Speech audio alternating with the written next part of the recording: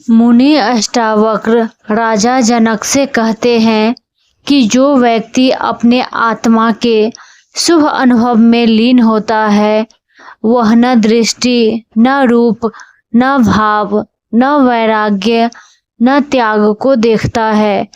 ज्ञानियों के लिए इन चीजों का कोई अस्तित्व नहीं, क्योंकि वह केवल आत्मा को जानता है, परमात्मा का कोई कारण नहीं।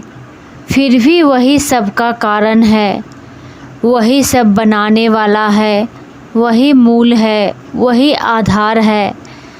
विज्ञान सृष्टि को 106 क्षेत्रों में बांटता है, पर अध्यात्म उससे भी परे हो जाता है और कहता है वही मूल तत्व है।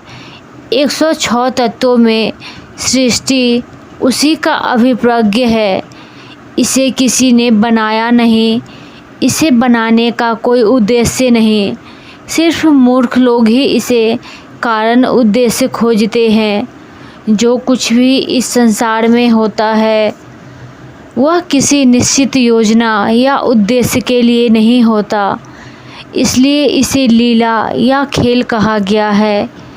चिड़िया अपने गीत में लीन है, मोर अपने नाच में आनंदित है, फूल अपने सुंदरता से खिलते हैं, मनुष्य अपनी कामनाओं और वासनाओं का अनुभव करता है।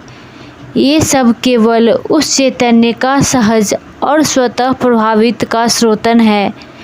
इसके पीछे परमात्मा का कोई उद्देश्य नहीं, लेकिन मूर्ख लोग इसमें उद्देश्य ढूंढने की कोशिश करते हैं और कहते हैं परमात्मा ने यह संसार इसलिए बनाया ताकि तुम मुक्त हो सको, अपने पापों का नाश कर सको और ज्ञान प्राप्त कर सको।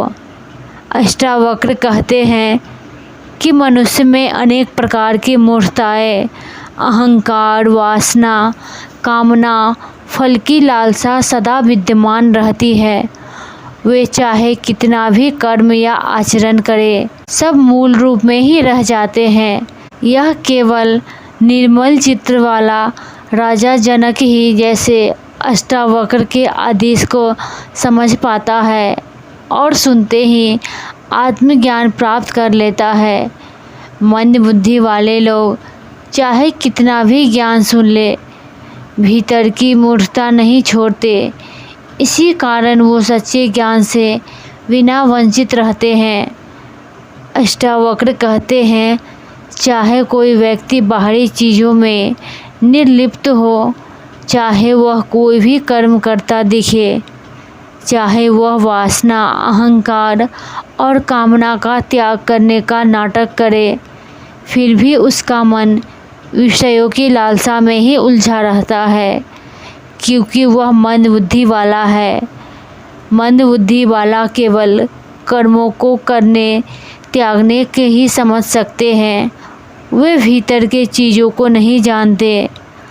अज्ञानी और ज्ञानी दोनों ही कर्म करते हैं, पर अंतर बाहरी रूप में नहीं बल्कि भीतर की स्थिति में है। ज्ञानी के कर्म स्वाभाविक रूप से स्वच्छ मन और लौकिक भावना से उठते हैं, जबकि अज्ञानी के मन केवल वासनाओं, अहंकार से प्रेरित होते हैं। इसलिए ज्ञान से व्यवहार में जो न अंतर आता वह केवल कर्म की प्रवृत्ति और मन की शुद्धता में दिखाई देता है, न कि बाहरी क्रियाओं में। अष्टावक्र कहते हैं ज्ञान की प्राप्ति के साथ कर्म स्वयं ही अप्रासंगिक हो जाते हैं। वीडियो अच्छी लगी तो लाइक, शेयर एंड चैनल को सब्सक्राइब करें।